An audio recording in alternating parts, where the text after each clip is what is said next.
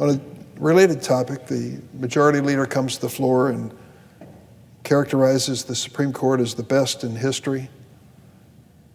He refers to decisions they've made and compares them to Brown versus Board of Education. For those who have forgotten, in 1954, the Supreme Court in Brown versus Board of Education basically said separate but equal does not work in America anymore. We are going to provide real equality, real opportunity when it comes to education. It was an historic decision. The senator from Kentucky compares it to the Dobbs decision on a woman's right to choose. There's a critical difference. Brown versus Board of Education expanded the constitutional protections of American. It expanded the constitutional rights of America. Those are historic, and those are consistent with the most celebrated decisions in our Supreme Court's history. Dobbs did just the opposite. For the first time ever in recorded history, the United States Supreme Court removed a constitutional protection for its citizens. And what was that protection?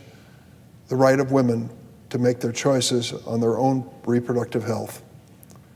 So there's very painful to hear a comparison between Brown, which extended the constitutional protection and rights of individuals, and Dobbs, which in overturning Roe versus Wade, went in exactly the opposite direction. It's interesting to me to hear the court described by the senator from Kentucky as a court that is originalist. They just look to the Constitution. They just look to history. Well, they also look to something else. Every single nominee on the Supreme Court installed under the Trump administration with the facilitation of the senator from Kentucky had to check one important box: approved by the Federalist Society. What is the Federalist Society? You can search the Constitution, you'll see no reference to it whatsoever, but it's very real. President Trump made no bones about it. He wouldn't consider a federal court judge, particularly for the Supreme Court, who'd not been approved by the Federalist Society. Federalist Society is an extreme right-wing conservative group that approved judges during the Trump administration, the 3 judges that were approved for the Supreme Court. So the loyalty of these justices may be to the Constitution, but it's also to the Federalist Society agenda. And that agenda applauds, of course, the Dobbs decision overturning Roe versus Wade. I also want to make a point about attacks on Supreme Court justices. Unacceptable, unforgivable, and we should do something about it. Now, here's what the senator from Kentucky failed to mention. The Senate Judiciary Committee, which I chair, has enacted a law and sent it to the floor which would extend the protection of the federal judges in the Andorral Act so that there are more resources put into their protection. It passed overwhelmingly on a bipartisan basis in the Senate Judiciary Committee. And you would think with all the speeches that we're hearing on the floor about the safety of judges and how we should take care that they are not in danger, you would think that we would have passed that law on the floor of the Senate immediately, right? Wrong.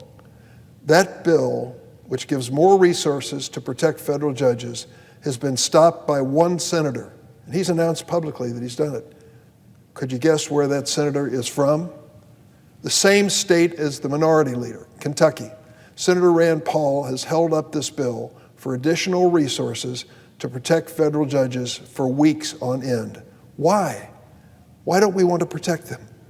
He objects to the way we've done it, and he's held up the bill, won't even let us vote on it.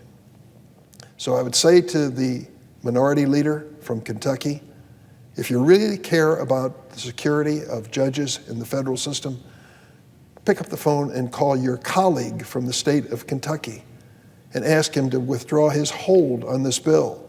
We should pass that bill this week. If something terrible happens to a federal judge, God forbid, how in the world can we explain that one senator from Kentucky has held up the bill that might have created the resources to protect that federal judge? That's the reality. So when you talk about judicial safety, start at home. Start with the state of Kentucky. One senator for it, the other senator blocking it. If both of them would be for it, we would do it this afternoon. Madam President, I'd also like to address one of the aspects of the Dobbs decision overturning Roe versus Wade, which will be addressed by our colleagues a little later this morning. Our nation is in the midst of a health care crisis because of this Dobbs decision. In the weeks since the Supreme Court overturned Roe versus Wade, erasing the long-standing constitutional right to abortion, pregnant women across America have been thrust into chaos. From the moment this decision came down, abortion was declared illegal in nearly 12 states. Some of these state abortion bans make no exception even for cases of rape and incest. And even when exceptions are made to save the life of the mother, they are confusing and leave medical professionals uncertain of their legal status. The sad reality is that these laws will most certainly result in pregnant women in danger, especially women of color, who are more likely to experience severe and even deadly complications as a result of the pregnancy. Earlier this week, the Senate Judiciary Committee held a hearing examining the damage that's been created by overturning Roe. During that hearing, we heard testimony from Dr. Colleen McNicholas.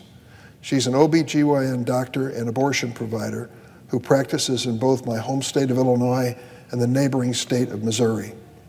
Dr. McNicholas told the committee, and I quote, "When the Supreme Court overturned Roe versus Wade, they effectively created two nations, one where those reproductive freedoms belong to themselves and those with reproductive freedom that belongs to a small group of politicians who've effectively appointed themselves as the decision makers over the bodies and lives and futures of women." Dr. McNicholas informed us that demand for care at her facility in Illinois has tripled since the Roe versus Wade decision was overturned by the Supreme Court. She said, and I quote, "The Supreme Court's decision has already pushed people, the people each one of you represent, into extreme and sometimes dangerous circumstances in order to access one of the safest and most common health care procedures. The radical far-right majority on the Alito Supreme Court has put lives at risk by revoking a constitutional right which was on the books for almost 50 years. Now, members of this Senate must act to protect another constitutional right related to this debate, the right to travel across state lines to access health care, in this case, reproductive care. That's why I'm joining my colleagues, Senators Cortez Masto, Patty Murray, Sheldon Whitehouse, Kirsten Gillibrand, in co-sponsoring the Freedom to Travel for Health Care Act of 2022. Women and their health providers are counting on us to pass this bill. They find it hard to imagine that state legislatures and even some federal officials would try to restrict the right to cross a state boundary for medical care. Because the anti-choice legislators who have already outlawed abortion in their state are not content with what they've done already. In fact, right now they are proposing legislation that would turn many state borders into Checkpoint Charlie in America. These lawmakers are hell-bent on denying women fundamental freedoms, no matter how many constitutional rights they infringe upon. The question is, how far are we willing to let them go? Will we allow them to penalize and prosecute healthcare professionals who provide essential care to their patients in states where abortion remains legal?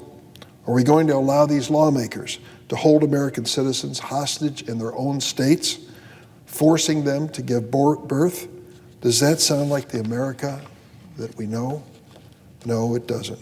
And we need to draw the line here and now by passing the Freedom to Travel for Health Care Act of 2022.